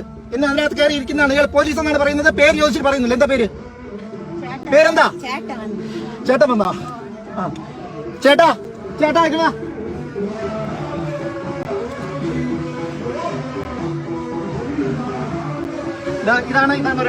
ഇതാണ് ഒരാൾ. ചേട്ടാ, ഇത് മാറ്റേ. നിങ്ങൾ പോലീസ് എന്നല്ലേ പറഞ്ഞത്? പോലീസാണെങ്കിൽ മാറ്റ്. ചേട്ടാ, ആ കാറിന്റെ നമ്പർ ഏതാ? ഇന്നോവ കാറിന്റെ നമ്പർ നോക്ക്. ഇന്നോവ കാറിന്റെ നമ്പർ. എന്നെ പിടിച്ചു വെക്കാണ്. കണ്ടോ, എന്നെ പിടിച്ചു വെക്കുക. എന്നെ തട്ടിക്കൊണ്ടുപോയി കൊല്ലാനാണ് ശ്രമിക്കുന്നത്. ഇത് ഞാൻ വെറുതെ പറയുന്നതല്ല. ഞാൻ കുറെ കാലമായിട്ട്, 2 വർഷമായിട്ട് പറയുന്നതാണ്. കയറ്റം എന്ന സിനിമയെ തുടർന്ന് എന്റെ ജീവൻ ആപത്തുണ്ടെന്നും, എന്നെ മാത്രമല്ല മഞ്ജു വാര്യരുടെ ജീവൻ ആപത്തുണ്ടെന്നും ഞാൻ കുറെ കാലമായിട്ട് പറയുന്നതാണ്. ഇപ്പോഴും എനിക്കറിയില്ല മഞ്ജു വാര്യർ ജീവനോടെ ഉണ്ടോ എന്നും. എനിക്കെതിരെ കൊടുത്തു എന്ന് പറയപ്പെടുന്ന കേസ് മഞ്ജു വാര്യരാണോ കൊടുത്തതെന്ന് എനിക്കറിയില്ല. അത് മഞ്ജു വാര്യർ ഇത്രയും ഞാനൊരു ഈ പോസ്റ്റ് ഇട്ടിട്ട് 7 ദിവസമായി. പല പത്രങ്ങളും റിപ്പോർട്ട് ചെയ്തു. പക്ഷേ ഇത്ര കാലമായിട്ടും അതിനെതിരെ മഞ്ജു വാര്യർ പ്രതികരിക്കുകയോ ഒന്നും ചെയ്തിട്ടില്ല. എന്നെ ബലമായിട്ട് പിടിച്ചു കൊണ്ട് പോകാൻ വേണ്ടി ഇവിടെ വന്ന് നിൽക്കുകയാണ്. ആരാണെന്ന് ഞാൻ കാറിന്റെ നമ്പർ നോക്കി പറയും. എന്റെ ജീവന് ഭീഷണിയുണ്ട്. എനിക്ക് പോലീസ് പ്രൊട്ടക്ഷൻ വേണം. എന്നെ വെറുതെ കൊല്ലാൻ അനുവദിക്കരുത്. എനിക്ക് യാതൊരു തരം മാനസിക പ്രശ്നങ്ങളും ഇല്ല എന്നുള്ളത് നിങ്ങൾ മനസ്സിലാക്കണം.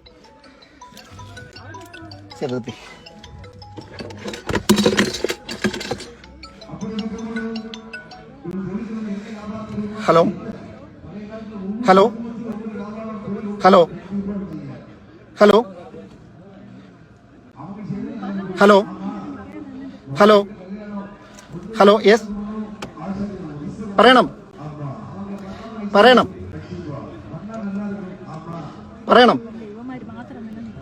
പോലീസുകാരില്ല. ഇത് പോലീസുകാരല്ല.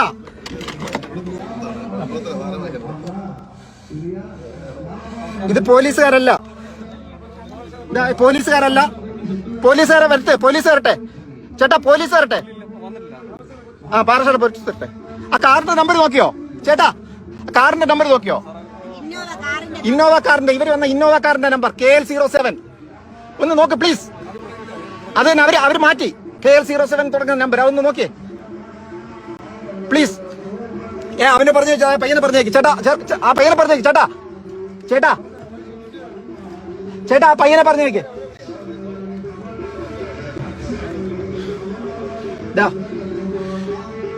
ഞാൻ പോലീസ് വരാൻ വേണ്ടി വെയിറ്റ് ചെയ്യാണ്.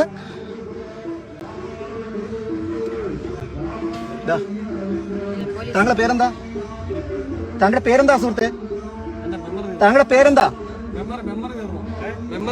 താങ്കളുടെ പേരെന്താ? പേരെന്താ? വേറെ ആളുകൾ വിളിക്കാണ് ഇവര്. പേരെന്താ? പേരെന്താ? പേരെന്താ? പേരെന്താ? ഇവരുടെ പേരെന്താ? നിങ്ങളുടെ പേരെന്താ? പേരെന്താന്ന് പറയൂ. പേരെങ്ങനെ പറയുന്നത്? എന്തിനാ പേര് പറയുന്നത്?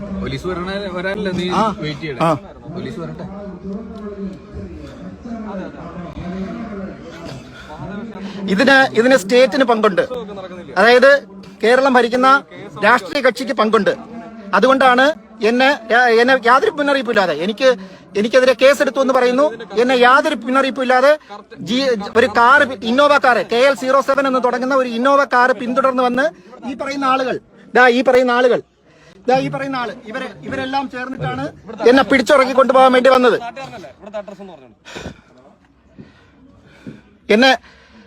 എന്നെ കൊല്ലാനുള്ള ശ്രമമാണ് നടക്കുന്നത്. ഇത് കണ്ടോ?